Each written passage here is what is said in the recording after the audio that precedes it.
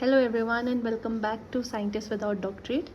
In today's lecture we will be discussing about nitrogen fixation in a very crisp manner.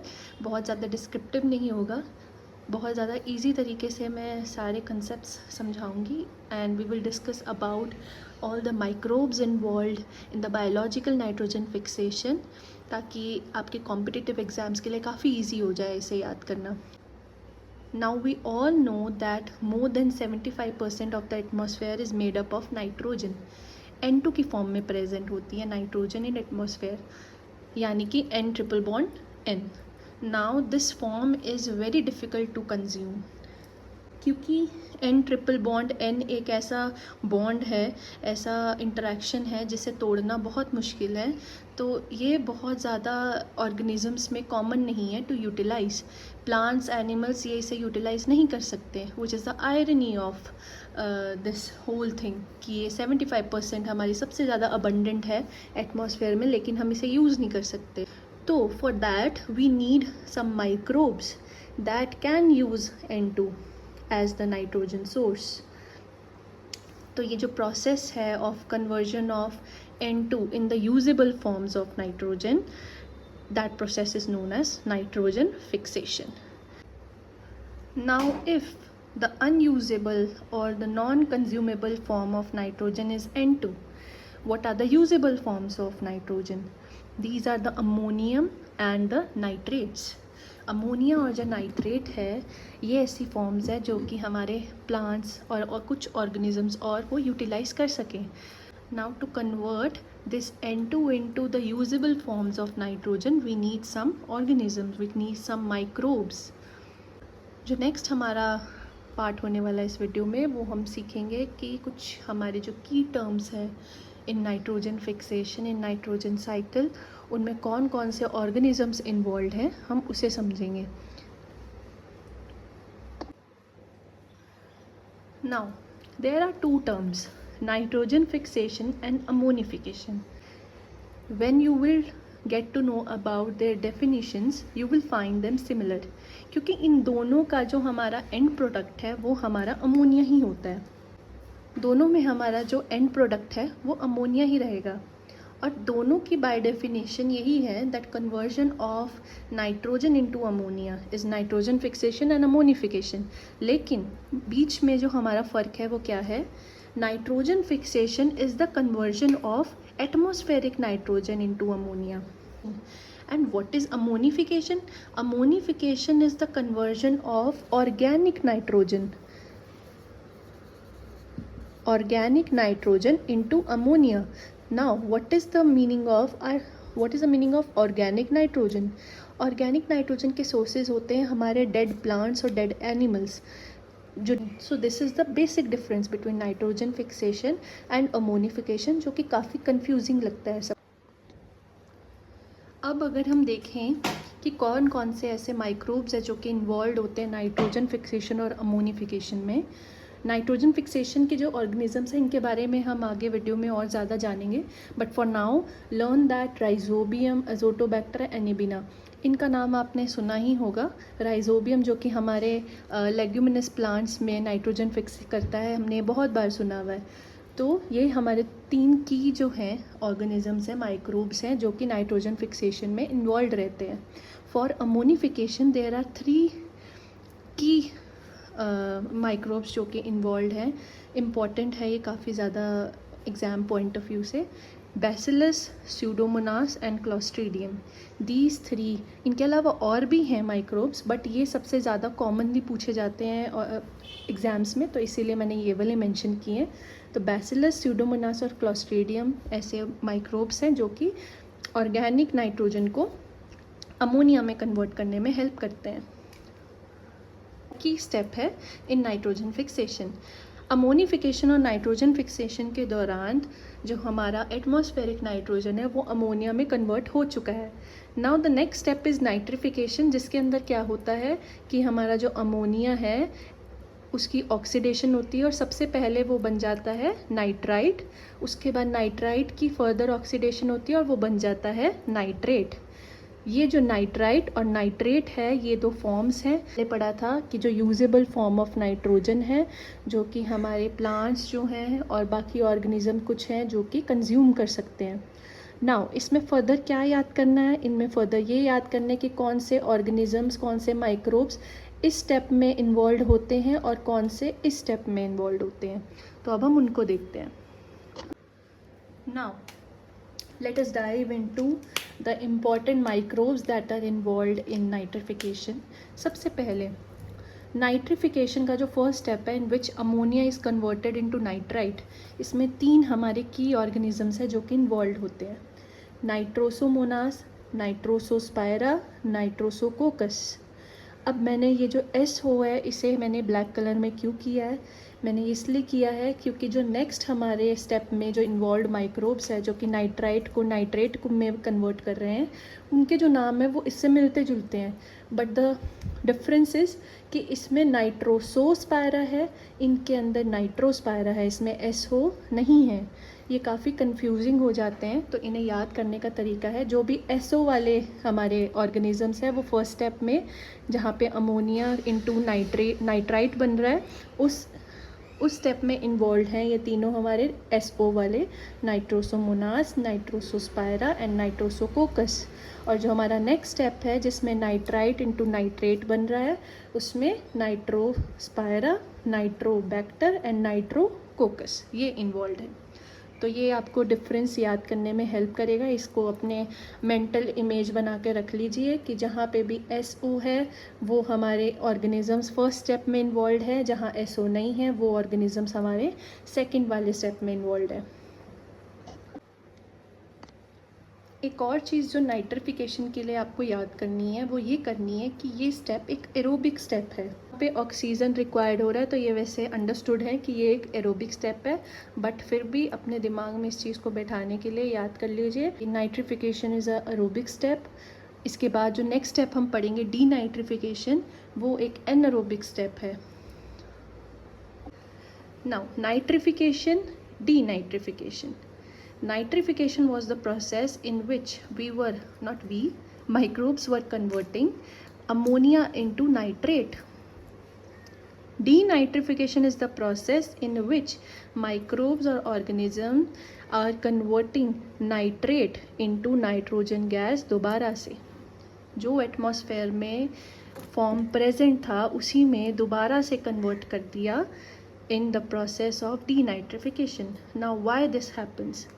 Sometimes in the absence of oxygen, in the anaerobic conditions, क्या होता है कि organisms को oxygen नहीं मिलता for being the electron acceptor in the respiration process. तो उस case में ऑर्गेनिजम्स क्या करते हैं, वो नाइट्रेट को as a electron acceptor use करते हैं और उसे दोबारा से कन्वर्ट कर देते हैं नाइट्रोजन गैस में। ये एक मल्टी स्टेप प्रोसेस है। नाइट्रेट से नाइट्राइट बनेगा, नाइट्राइट से NO, nitrogen oxide, dinitrogen oxide and then nitrogen gas. तो ये सारे मल्टी स्टेप्स मिलके डीनाइट्रिफिकेशन प्रोसेस बनाते हैं। Now this process of denitrification it is common in waterlogged soil. तो ये काफ़ी बारी क्वेश्चन पूछा भी गया है कि which of these steps are involve in waterlogged soil, तो उसमें आंसर जो है वो क्या रहेगा हमारा, denitrification. Now, the organisms which are involved in denitrification are known as denitrifying bacteria. पहले वाले नाइट्रिफिकेशन जब मैं बता रही थी उसमें बताना रह गया, जो ऑर्गेनिज्म नाइट्रिफिकेशन में इन्वॉल्व थे उन्हें हम नाइट्रिफाइंग बैक्टीरिया कहते हैं, और जो डीनाइट्रिफिकेशन में इन्वॉल्व हैं उन्हें हम डीनाइट्रिफाइंग बैक्टीरिया कहते हैं। अब डीनाइट्रिफाइंग बैक्टीरिया कौन कौन से हैं उनके नाम याद कर लेते हैं। हमारे कुछ इम्पॉर्टेंट डीनाइट्रिफाइंग बैक्टीरिया जो हैं वो कौन कौन से हैं। पहला है पैराकोकस डीनाइट्रिफिकेंस, ये दोनों की स्पीशीज़ याद करना इजी है डीनाइट्रिफिकेंस से। दूसरा है थायोबैसिलस डीनाइट्रिफिकेंस, ये दोनों बहुत इम्पॉर्टेंट है। इसके अलावा कुछ बैसिलस की स्पीशीज़ और कुछ स्यूडोमोनास की स्पीशीज़ भी हैं जो कि डीनाइट्रीफाइंग बैक्टीरिया के कैटेगरी में आती हैं। एक और टर्म आती है हमारी एसिमिलेशन। एसिमिलेशन क्या होता है? It's a process in which plants take up all the nitrates and the ammonia which is fixed by the microbes. उसे हम क्या कहते हैं? Assimilation. Now there are two more terms जिनके बारे में क्वेश्चंस काफ़ी बारी पूछे जाते हैं, mineralization and immobilization. And mineralization refers to the process in which organic nitrogen is converted into inorganic nitrogen. Immobilization का वैसे भी मतलब यही होता है किसी भी चीज़ का, कोई चीज़ इमोबाइल हो जाए, कोई चीज़ स्टोर हो जाए, उसे हम इमोबिलाइजेशन कहते हैं. And immobilization is the process in which microbes uptake inorganic nitrogen. Nitrogen fixation जो है हमारे दो टाइप्स से हो सकता है, या तो बायोलॉजिकल या non biological. Biological nitrogen fixation में अभी जो हम माइक्रोब्स के नाम याद कर रहे थे, या फर्दर अभी हम और माइक्रोब्स के नाम याद करेंगे, अगर वो इन्वॉल्व है नाइट्रोजन फिक्सेशन में तो वो बायोलॉजिकल नाइट्रोजन फिक्सेशन है.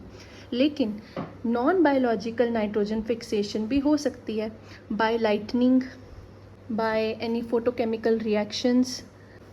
अभी के लिए जो हम पढ़ेंगे, हमारा जो इम्पॉर्टेंट है वो है biological nitrogen fixation. Biological nitrogen fixation is the process in which microbes are involve in the fixation of nitrogen और the conversion of atmospheric nitrogen into nitrate. And now the nitrogen fixing organisms, they are known as diazotrophs. जो डायएज़ोट्रॉफ्स हैं, इनको सबसे पहले जिन्होंने discover किया था उनका नाम भी याद रखना ज़रूरी है. उनका नाम था मार्टिनस बेजरिंग. मार्टिनस बेजरिंग जो हैं ये एक इम्पॉर्टेंट साइंटिस्ट है जिनका नाम याद रखना ज़रूरी है. इन्होंने हमारा जो राइजोबियम है, he was the first one two isolate the pure culture of rhizobium. और भी बहुत सारे इन्होंने डायएज़ोट्रॉफ्स जो हैं उनका डिस्कवरी की थी, जैसे कि क्लॉस्ट्रीडियम पास्चरेनियम. ये भी बहुत बारी एमसीक्यूज़ में पूछा गया है दैट हु डिस्कवर्ड डायएज़ोट्रॉफ क्लॉस्ट्रीडियम पास्चरेनियम. तो उसके अंदर लुइस पास्चर का भी ऑप्शन दिया होता है, बट जो कि स्पीशीज़ से कंफ्यूज होना जायज़ बनता है. But the answer is Martinez Beijerinck. Martinez Beijerinck का एक और की पॉइंट अगर मैं यहाँ पे याद कराऊँ तो Martinez Beijerinck is the father of virology. इनको फादर ऑफ वायरोलॉजी भी कहते हैं. इन्होंने फर्स्ट टाइम वायरस को भी डिस्कवर किया था. Now there are 3 types of microbes that are involve in nitrogen fixation: symbiotic microbes, associative microbes and free living microbes. जो symbiotic microbes है, they form plants microbial association for nitrogen fixation, जिसमें nodule formation हो भी सकती है और नहीं भी हो सकती है. नोड्यूल्स क्या होते हैं? नोड्यूल्स एक मल्टी सेलुलर स्ट्रक्चर है जो कि हमारे प्लांट्स की रूट्स या स्टेम्स में फॉर्मेशन हो जाती है, जिसके अंदर ये सिम्बायोटिक माइक्रोब्स जो है वो रहते हैं और वहाँ पे जाके नाइट्रोजन फिक्स करते हैं. तो उस पार्ट को कहते हैं नोड्यूल. एसोसिएटिव माइक्रोब्स वो होते हैं जो कि या तो रूट्स के पास रहेंगे, यानी सॉइल के अंदर. राइजोस्फेरिक जो हमारा रीजन है, राइजोस्फेरिक रीजन वो होता है जो रूट्स के बिल्कुल पास वाला सॉइल का रीजन होता है, उसे राइजोस्फेरिक रीजन कहते हैं. तो या तो ये राइजोस्फेरिक रीजन में रहेंगे बहुत ज़्यादा क्लोजली आसपास रूट्स के, नहीं तो ये उनकी सरफेस पे रहेंगे. नोड्यूल्स के अंदर नहीं रहेंगे, उनकी सरफेस पे रहेंगे. तो उसे हम कहते हैं associative microbe. Free living microbes independent nitrogen fixers होते हैं. ये ना ही नोड्यूल्स फॉर्म करते हैं, ना ही आसपास कहीं प्लांट्स के साथ कोई एसोसिएशन बनाते हैं. ये इंडिपेंडेंटली जो है नाइट्रोजन को फिक्स करते हैं. तो अब हम इनके कुछ एग्जांपल्स जो हैं वो पढ़ते हैं जो इम्पॉर्टेंट है. जो हमारे सिम्बायोटिक माइक्रोब्स हैं उनमें हमारे आते हैं ब्रेडीराइजोबियम, राइजोबियम और फ्रैंकिया. राइजोबियम जो है वो हमारा लेग्यूमिनस प्लांट्स में नाइट्रोजन फिक्स करने में हेल्प करता है by the formation of nodules. इसके बारे में हम और ज़्यादा भी पढ़ेंगे थोड़े टाइम में, लेकिन अभी के लिए सिम्बायोटिक माइक्रोब्स में नाम याद रख लीजिए: Bradyrhizobium, Rhizobium, and Frankia. Associative microbes में दो हमारे इम्पॉर्टेंट माइक्रोब्स हैं, एजोस्पाइरलम एंड एसिटोबैक्टर। ये दोनों ए से शुरुआत करते हैं। एसोसिएटिव माइक्रोब्स भी ए से है, तो ऐसे भी याद कर सकते हैं कि एसिटोबैक्टर, एजोस्पाइरलम एसोसिएटिव माइक्रोब्स हैं। तो फ्री लिविंग माइक्रोब्स जो है एरोबिक भी होते हैं, एनारोबिक भी होते हैं। जो एरोबिक है उसमें सबसे इम्पॉर्टेंट जो याद करने वाला है वो है एजोटोबैक्टर, नॉस्टॉक और एनाबिना। ये तीन जो है important aerobic free living microbes हैं जो कि नाइट्रोजन फिक्सेशन करते हैं। एनारोबिक में जो दो याद रखने हैं इम्पॉर्टेंट, वो है क्लोस्ट्रीडियम, क्लोरोबियम। इसके अलावा और भी माइक्रोब्स हैं जो कि इन्वॉल्व हैं, फ्री लिविंग माइक्रोब्स हैं जो इन्वॉल्व है नाइट्रोजन फिक्सेशन में, लेकिन ये कुछ इम्पॉर्टेंट वाले हैं जिन्हें आपको याद रखना है। अब जो ये कन्वर्जन डायएज़ोट्रॉप्स कर रहे हैं of molecular nitrogen into nitrates and ammonia, उसमें एक कैटलिस्ट इन्वॉल्व होता है जिसका नाम है नाइट्रोजिनेज एंजाइम। ये जो नाइट्रोजिनेज एंजाइम है, इसके बारे में सबसे पहला जो पॉइंट इम्पॉर्टेंट याद करने वाला है वो ये है कि ये ऑक्सीजन सेंसिटिव है। इसे एनारोबिक कंडीशंस चाहिए होती है काम करने के लिए। तो डिफरेंट जो हमारे बायोलॉजिकली एरोबिक माइक्रोब्स हैं वो डिफरेंट मैकेनिज़्म को यूज़ करते हैं ताकि वो एनारोबिक कंडीशन क्रिएट कर सके, ताकि नाइट्रोजिनेज एंजाइम जो है वो काम कर सके। जैसे कि जो लेग्यूम्स हैं, जैसे हमारी पल्सेस हो गई, चिकपीस हो गए, इनमें क्या होता है, एक मॉलिक्यूल प्रोड्यूस होता है लेग हेमोग्लोबिन। ये लेग हेमोग्लोबिन क्या करता है, जैसे हमारे ह्यूमंस में हेमोग्लोबिन होता है जो कि ऑक्सीजन के साथ बाइंड करता है, इन द सेम वे ये लेग हेमोग्लोबिन है। इसका नाम लेग हेमोग्लोबिन इसलिए है, एक तो ये लेग्यूम्स में होता है, वहाँ से इसका लेग आ गया वर्ड, और हेमोग्लोबिन क्योंकि ये हेमोग्लोबिन की तरह ही काम करता है। तो लेग हेमोग्लोबिन एक मॉलिक्यूल है जो कि क्या करेगा, ऑक्सीजन को अपने साथ बाइंड कर लेगा। ऑक्सीजन बाइंड हो गई तो हमारे एनारोबिक कंडीशंस पैदा हो जाएंगे, जिसकी वजह से नाइट्रोजिनेज इस लेग्यूम्स के अंदर काम कर पाएगा। सिमिलरली अजोटोबैक्टर जो है, एजोटोबैक्टर अभी हमने पढ़ा था, ये एक एरोबिक एसोसिएटिव माइक्रोब है जो नाइट्रोजन फिक्स करता है। ये कौन सा मैकेनिज़्म यूज़ करता है, ये मैकेनिज़्म यूज़ करता है हाई रेस्पिरेशन रेट। ये अपना रेस्पिरेशन रेट को बढ़ा लेता है। रेस्पिरेशन रेट बढ़ाने से क्या होगा, हमें पता है कि एरोबिक ऑर्गेनिजम्स में ऑक्सीजन का यूज़ होता है एज एन इलेक्ट्रॉन एक्सेप्टर। तो अगर हाई रेस्पिरेशन रेट हो जाएगा तो ऑक्सीजन की डिमांड ज़्यादा बढ़ जाएगी और ऑक्सीजन रेस्पिरेशन में ज़्यादा यूटिलाइज हो जाएगा। उसकी वजह से जो भी ऑर्गेनिज्म की बॉडी होगी उसमें ऑक्सीजन की कमी होने लग जाएगी, लिमिटेशन होने लग जाएगी, तो उसकी वजह से एनारोबिक कंडीशंस पैदा हो जाएंगी। तो इसलिए एजोटोबैक्टर जो है वो हाई रेस्पिरेशन रेट यूज़ करता है for creating anaerobic conditions. Now cyanobacteria, जैसे कि हमारे एनाबिना, नॉस्टॉक, ये क्या करते हैं, ये हिटेरोसिस्ट बनाते हैं। हिटेरोसिस्ट क्या होते हैं, हिटेरोसिस्ट एक ऐसे एनलार्ज्ड स्ट्रक्चर्स होते हैं ऑर्गेनिज्म की बॉडी में जहाँ पे ऑक्सीजन की कमी हो जाती है, ऑक्सीजन कट हो जाता है, सप्लाई कट हो जाती है, जिसकी वजह से एनारोबिक कंडीशंस बनते हैं और हिटेरोसिस्ट के अंदर ही नाइट्रोजन फिक्सेशन होती है। तो ये सारे कुछ हमारे इम्पॉर्टेंट मैकेनिज़्म हैं जो अलग अलग ऑर्गेनिजम्स यूज़ करते हैं to create anaerobic conditions for nitrogenase enzyme to work. Now let us learn about the biochemistry of nitrogenase. जो नाइट्रोजनेस एंजाइम है ये बेसिकली दो प्रोटीन्स को जुड़ के बना है। पहला जो प्रोटीन है वो है एफी प्रोटीन यानी डाई नाइट्रोजन रिडक्टेस। दूसरा जो प्रोटीन है वो है एमओएफई प्रोटीन जिसका नाम है डाई नाइट्रोजनेस। ये दो एंजाइम्स जो हैं, अभी हम पूरी एक रिएक्शन पढ़ेंगे कि जिसमें हमारा जो एटमॉस्फेरिक नाइट्रोजन है वो किस तरीके से अमोनिया में कन्वर्ट होता है। उस पूरी रिएक्शन में इन दोनों का अलग अलग से रोल है। जो डाई नाइट्रोजन रिडक्टेज है इसका काम है to transfer electrons using ATP.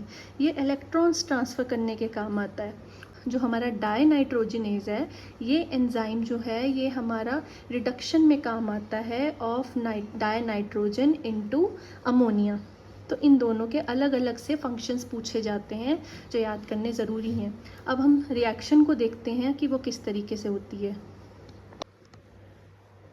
तो ओवरऑल ये हमारी रिएक्शन है in which the N2 is convert into ammonia. इसके अंदर जो बेसिकली इम्पॉर्टेंट चीज़ देखने वाली है वो ये है कि इसमें 8 इलेक्ट्रॉन्स जो है रिक्वायर्ड होते हैं और 16 ATP रिक्वायर्ड होती है। 8 इलेक्ट्रॉन से हमें ये पता चल रहा है कि इसमें हाई रिड्यूसिंग पावर चाहिए, हमें एंजाइम की हाई रिड्यूसिंग पावर चाहिए ताकि वो नाइट्रोजन डाई नाइट्रोजन जो है उसे अमोनिया में कन्वर्ट कर सके। ये 16 ATP रिक्वायर्ड है सिर्फ एक मॉलिक्यूल को कन्वर्ट करने के लिए, जिसका मतलब है कि इस रिएक्शन को होने के लिए it requires very high energy. Now nitrogenase enzyme, इस एंजाइम को जो जीन्स कोड करते हैं उनका नाम है निफ जीन्स और पर्टिकुलरली उनका नाम है nif KDH genes. So this was all about nitrogen fixation. इसके इम्पोर्टेंट जितने भी पार्ट थे इसके अंदर वो मैंने बता दिए हैं। Let's understand a bit more about the nitrogen fixation in legumes, जिसमें हमारा की जो बैक्टीरिया है वो राइजोबियम हमने याद किया था। तो इसका थोड़ा सा प्रोसेस जानते हैं कि किस तरीके से नाइट्रोजन फिक्स करता है। तो it is a 4 step process, जिसमें सबसे पहला आता है रिकॉग्निशन। रिकॉग्निशन में क्या होता है कि जो राइजोबियम है सॉइल में प्रेजेंट होता है, it recognize legumes using flavonoids. जो हमारे लेग्यूम्स हैं वो कुछ फ्लेवेनॉइड्स क्या होते हैं, कुछ फिनोलिक कंपाउंड्स हैं जो कि लेग्यूम्स प्रोड्यूस करते हैं टू अट्रैक्ट राइजोबियम। तो राइजोबियम फ्लेवेनॉइड्स के थ्रू अट्रैक्ट होके लेग्यूम्स के पास आता है। आफ्टर दैट इन्फेक्शन थ्रेड, अब जब राइजोबियम आ चुका है it enters the legumes via root hair and moves towards the cortex. Cortex is the inner part of the root. After that, nodule formation. Now after this process of infection thread, bacteria it stimulates the cortical cell division which leads to nodule formation. After the nodule formation, nitrogen fixation होगा जो कि हमारा target था इस process का, जिसमें bacteria जो है राइजोबियम है या जो भी बाकी हमारे जो बैक्टीरिया हैं वो क्या करेंगे, वो नाइट्रोजन को फिक्स करेंगे यूजिंग नाइट्रोजनेज एंजाइम। तो ये हमारा सिम्बायोटिक नाइट्रोजन फिक्सेशन इन लेग्यूम्स का पूरा प्रोसेस है। इस टॉपिक को एंड करने से पहले कुछ ऐसे इम्पॉर्टेंट नोट्स हैं जो कि काफ़ी सारे जब मैंने PBIQs इसके सॉल्व किए हैं काफ़ी सारे कॉम्पिटिटिव एग्ज़ाम्स की, तो उसमें पूछे गए हैं। जैसे कि लेग हीमोग्लोबिन क्वेश्चन आता है, which of the following molecule gives pink colour to nodules. तो उसका आंसर है लेग हीमोग्लोबिन। लेग हीमोग्लोबिन की वजह से जो नोड्यूल्स हैं जो हमने अभी सिम्बायोटिक एसोसिएशन में पढ़े हैं उनका पिंक कलर आता है। दूसरा जो है राइस और पैडी फील्ड में एक एसोसिएशन है, बहुत इंपॉर्टेंट एसोसिएशन है याद करने वाला, वो है एनाबिनाजोला का। एनाबिनाजोले जो है ये राइस और पैडी फील्ड में नाइट्रोजन फिक्स करता है। Third is Frankia. फ्रैंकिया को हमने सिम्बायोटिक माइक्रोब्स में पढ़ा था। ये नॉन लेग्यूमिनस प्लांट्स में एक तो प्रेजेंट होता है और दूसरा इसका इम्पोर्टेंस कहाँ पे है, फॉरेस्ट सॉइल में। क्वेश्चन बहुत बारी पूछा जाता है कि इनमें से कौन सा ऑर्गेनिज्म है। ये एक एक्टिनोमाइसिटीज़ है। एक्टिनोमाइसिटीज़ माइक्रोबियल ग्रुप है एक, जिनमें हमारा आता है फ्रैंकिया जो कि फॉरेस्ट सॉइल्स में नाइट्रोजन फिक्स करने में काफ़ी इंपॉर्टेंस रखता है। तो ये कुछ इंपॉर्टेंट नोट्स हैं जिससे क्वेश्चंस पूछे जा सकते हैं। अब हम इसके बाद जो है कुछ MCQs डिस्कस करेंगे जिससे आपका कॉन्फिडेंस और बूस्टअप हो जाएगा कि और रिवीजन भी हो जाएगी इन सारे टॉपिक्स की।